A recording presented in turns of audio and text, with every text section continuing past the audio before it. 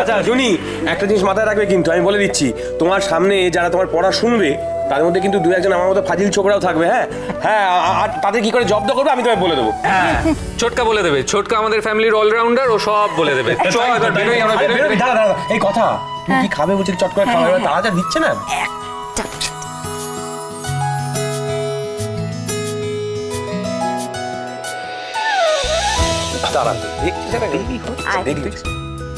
হ্যাঁ কর তো। দই আর গুড়। মামার ছবিতে প্রণাম করেছিলি? মামিকে ফোন করেছিলি? হ্যাঁ রে। এদিকে এই জুনি, আমি বলছি তোমাকে, তুমি দেখবে তুমি খুব ভালো পড়াবে, তুমি আর কি কেউ ছাড়িয়ে চলে যাবে, তোকে না কলেজে আর কেউ পাত্তা দেবে না, যা পাত্তা ওই পাবে সব। আমি তো সেটাই চাই। মানন্দিকে বলে দাও তো ভালো করে, যাতে খুব ভালো পড়ায়, খুব নাম হয়। হয়েছে, হয়ে গেছে, এবার বেরোই। প্রথম দিন ফর্মালিটি আছে, বেরোই। আসছি কথা। আসছি রে। চল চল চল। কটা বাজে? আরে কি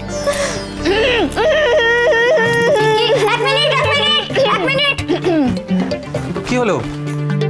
আর 1 মিনিট 11 সেকেন্ড অঙ্কিত, অমৃত চোখ শুরু হচ্ছে, দিনটা খুব শুভ হবে। ভগবান, ব্যাস হয়ে গেল। 1 মিনিট 11 সেকেন্ড আগে আমি আর বেরোতে পারবো না। একটু দাঁড়িয়েই যাও।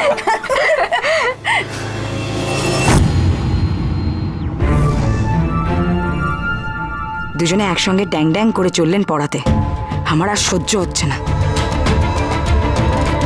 না কি এখনো রেগে আছেন? বলছি প্রথম দিন বাড়ির বাইরে কাজে যাচ্ছি, মাকে একবার। 1 মিনিট 11 সেকেন্ড হয়ে গেছে, আমরা বেরোই। প্রথম দিন তো, দেরি করলে চলবে না।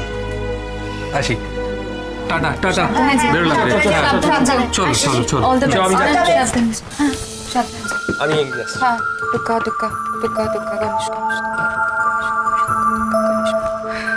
মেজমা তো কিছুতেই জুনির সঙ্গে সহজ হতে পারছে না, এরকম ভাবে কি করে চলবে বলো তো?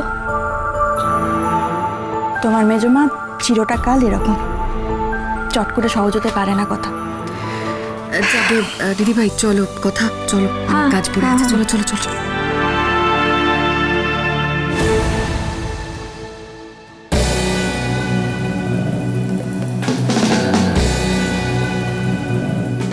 দিদি, আমাদের কি করতে হবে? আস্তে কথা বলো। ওই যে দেখছো উনি ঘুমোচ্ছেন, উনি যদি উঠে পড়েন সারা বাড়ি মাথায় করবেন। হ্যাঁ, তাই আমি যা বলছি মন দিয়ে শোনো আর আস্তে আস্তে কাজ করবে। এখানে 4 রকমের পাতা মিলিয়ে মিশিয়ে রাখা আছে, আমি থালা এনে দেবো, তার মধ্যে সেগুলো আলাদা আলাদা করে বেছে বেছে রাখতে হবে। এই সাজের সামগ্রী বা ভেষজ জিনিস তৈরির জন্য সব থেকে আগে কি দরকার? পাতাদের সঙ্গে পরিচয়। ঠিক আছে, যা করবে সবটা আস্তে আস্তে করবে। আচ্ছা তোমরা এসো, আমি থালাগুলো পাঠিয়ে দিচ্ছি। এসো আস্তে আস্তে। হ্যাঁ,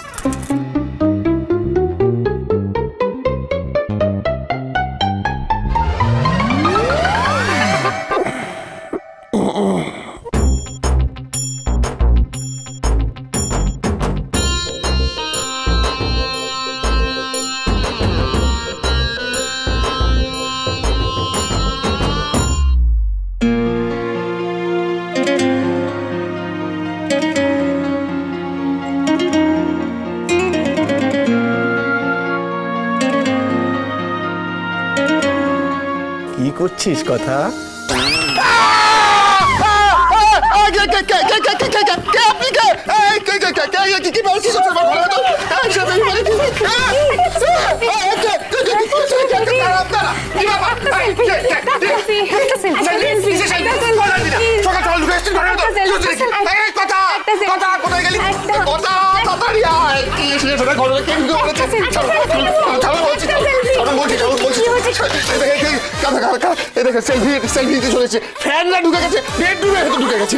কি করছো তোমরা?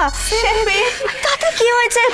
তোমাদের তো আমি কাজ করতে বলে গেলাম, কাজ না করে তোমরা হবে না, তোমাদের দিয়ে কাজ হবে না। তোমরা বাইরে যাও, আমি অন্য কাজ দিচ্ছি। যাও যাও। অন্য কাজ দিচ্ছি মানে? আমি বলছি তোমরা যাও।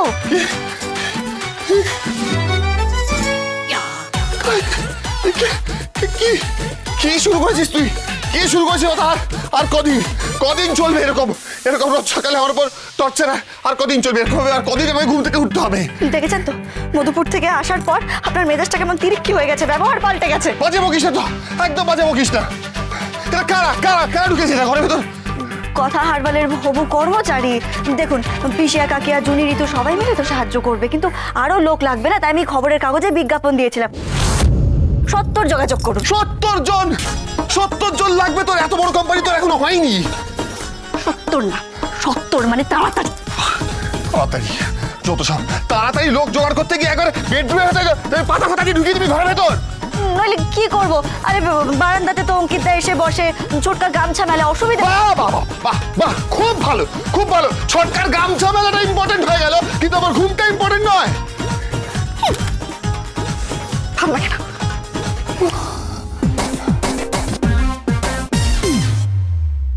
কাগজে কর্মচারী চাই বলে অ্যাড দিয়েছে। বাহ, কথা হারবালের বদনাম করতে গেলে কথা হারবালে কাজ নিয়ে ঢুকতে হবে, নাহলে তো হবে না। আর এই খবরটা আমাকে মান্ডবীকে দিতেই হবে। এসো। Good morning sir. হ্যাঁ গুড মর্নিং। কোথাও যাচ্ছিলেন? আপনার রুমেই যাচ্ছিলাম। না না বলুন। Sir, she is my wife, Mrs Ujjayini Guha. নমস্কার।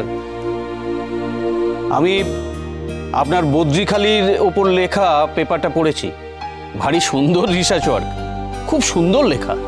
আরে অঙ্কিতবাবু তো বলছিলেন আপনি নাকি আমাদের এখানে পড়াতে রাজিই হবেন না। আমি কিন্তু খুব অ্যাডামেন্ট ছিলাম। হ্যাঁ, অবশেষে যখন শুনলাম আপনি এখানে পড়াতে রাজি হয়েছেন, আমি খুব খুশি হয়েছি। আসলে আমি আগে কখনো পড়াইনি, কাজেই। আরে অঙ্কিতবাবু আপনার হাজব্যান্ড তো আছেন, উনি কিন্তু স্টুডেন্টদের মধ্যে স্টার টিচার, ভীষণ পপুলার, সবাই অঙ্কিত স্যারের ক্লাস করতে চায়। আজ বরং আপনি একটা ইন্ট্রো ক্লাস করান, ওই ডেমো ক্লাস যেমন হয় আর কি। অঙ্কিতবাবু আপনাকে ইন্ট্রোডিউস করে দেবেন, ঠিক আছে? আশা করি এখানে পড়াতে আপনি খুব এনজয় করবেন। আপনাদের এই ইনস্টিটিউটের নাম আমি অনেক শুনেছি স্যার। এখানে ভালো করে পড়াতে পারলে আমার নিজেরও খুব ভালো লাগবে। All the best. Thank you. Thank you sir. তাহলে আপনি নিয়ে যান। Thank you sir. টেনশন হচ্ছে? একদম টেনশন করবে না, আমি আছি তো, সব ভালো হবে। Good luck. এসো।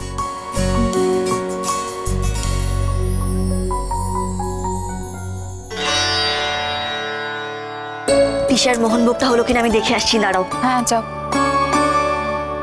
এই যে মোহনভোগ, আমি আসছিলাম দেখে পিসি আমার হাতেই দিয়ে দিয়েছে। বাবা ঋতু, কি ব্যাপার আজ এত সকাল সকাল? তাহলেই বোঝো কাকিয়া, তুমি জানো ও কলেজে কোনোদিন সময় পৌঁছতো না, আর এখন পড়াশোনা বাদ দিয়ে ও সমস্ত জায়গায় নির্দিষ্ট সময় পৌঁছে যায়। তা আসবো না তুমি বলো? তুই জানিস কাল রাত থেকে আমি ঘুমাতে পারিনি এক্সাইটমেন্টে, কথা হারবালের কাজ শুরু হবে। দেখেছিস আমি ভুলেই গেছি, ভোজুয়াদা তোর জন্য গোবর পাঠিয়েছে, ট্রেনে করে আমি নিয়ে এসেছি। বাবারে, তুই নিশ্চয়ই এগুলো দেওয়ালে লেপবি শুভ বলে। সে তো দিতেই হবে, নইলে শুভ সূচনা হবে কি করে? আর এই যে তোদের বাড়ির রাম তুলসী পাতা, উফ, দেওয়াল টপকাতে দেখে পাড়ার কুকুরগুলো অব্দি আমায় চোর ভাবছিল। আর যে কি কি করব আমি তোর জন্য, ট্রেনে করে গোবর আনবো, দেওয়াল টপকে তুলসী পাতা ছিঁড়বো। তো রাগ করছিস কেন? দেখ, আমার আর গোবর ডাঙার মধ্যে কিন্তু তুই হলি যোগসূত্র। তুই রোজ এসে যখন আমার গোবর ডাঙার গল্প বলিস, আমার যে কি ভালো লাগে তোকে বলে বোঝাতে পারবো না। রাগ করিস না, ঠিক আছে? বুঝলাম। আর জানিস তো, আমার মনেই হয় না যে আমি গোবর ডাঙা থেকে এতটা দূরে থাকি। কিন্তু আমাকে বল, কথা হারবালের কাজটা কখন শুরু হবে? আরে হবে হবে। ঋতু, তুমি যদি কথাদের ঘরে গিয়ে দেখো না, একেবারে তাক লেগে যাবে, কত কি জিনিস এসছে জানো।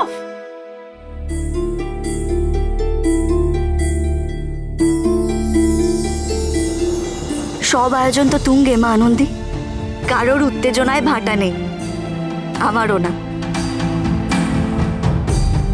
তবে একটা পিছু টান যে থেকেই গেছে সেটা তো তুমি জানো। তবে আমাকে তো দুটো দিকে দেখতে হবে বলো। পাচক মশাইয়ের কথা মতো আমার স্বপ্নটাও সার্থক করতে হবে, আবার কর্তা দাদুর সম্মতিও আদায় করতে হবে। উনি তো আর মেনে নেননি, তার উপর আবার জুনিটাও পড়তে গেছে। এটা যদি ওনার কানে যায়, কিভাবে নেবেন কে জানে। নিশ্চয়ই ভালো চোখে দেখবেন না। মা আনন্দী, আমার পথ দেখাও তুমি।